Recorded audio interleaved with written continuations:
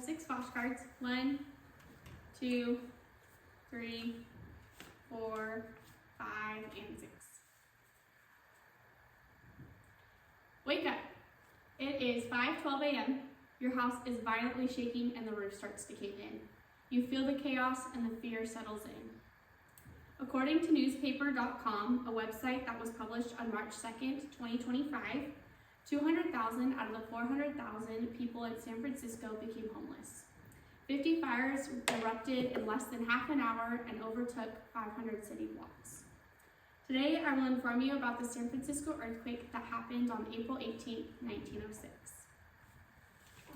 First, I will touch on the background of the earthquake. Second, the effects on the city and its people. And third, the science that we learned from this earthquake. According to the United States Geological Survey, USGS, a website that was last accessed on February 24th, 2025, the earthquake reached 296 miles long. The earthquake was felt from Shelter Cove all the way down to San Juan Bautista and inland as far as central parts of Nevada. According to the Daily Dose documentary video that was published on September 5th, 2024, the rupture of the plates reached as high as 20 feet, and the fires damaged the water mains. This is significant because if the firemen could not have access to the water main lines, they were not able to fight the fires. The Oakland Tribune, a newspaper that was published on April 18, 1906, the same day as the earthquake itself, quoted Mayor Ma, the Oakland mayor at the time.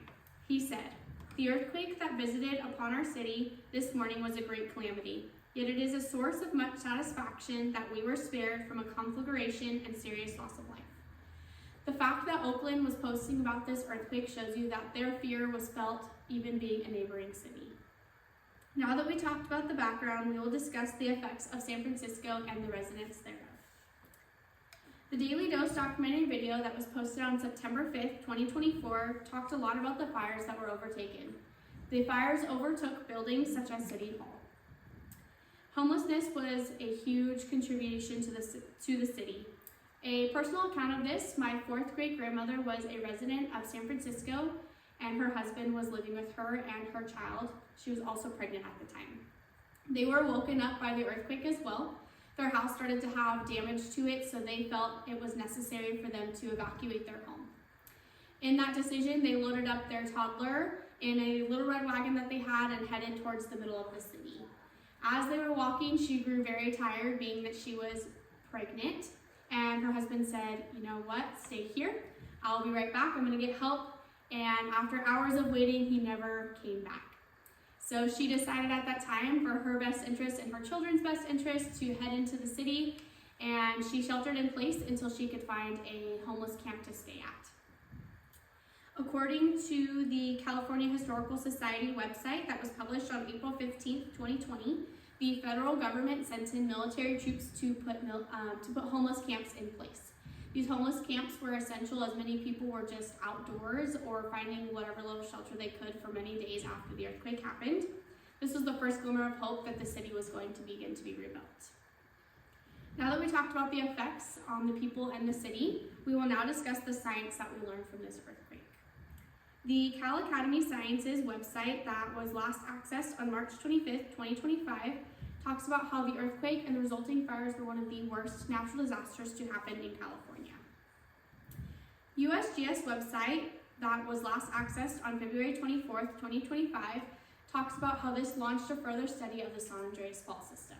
The San Andreas Fault reaches from Northern California to Southern California and passes through the Central Valley and parts of San Francisco. This study of the San Andreas Fault system came up with the theory of elastic rebound. So the theory of elastic rebound is the idea that if you stretch a rubber band as tight as you can and cut it in the middle, the waves trickle out. We all know this today to be true about earthquakes. It has an epicenter and waves trickle all the way out. Also from the USGS website that was last accessed on February 24th, 2025, they talk about who founded the elastic rebound theory. Henry Fielding Reed wanted to know more about why people all the way inland to Nevada were feeling this earthquake, so as he studied more, he found this theory.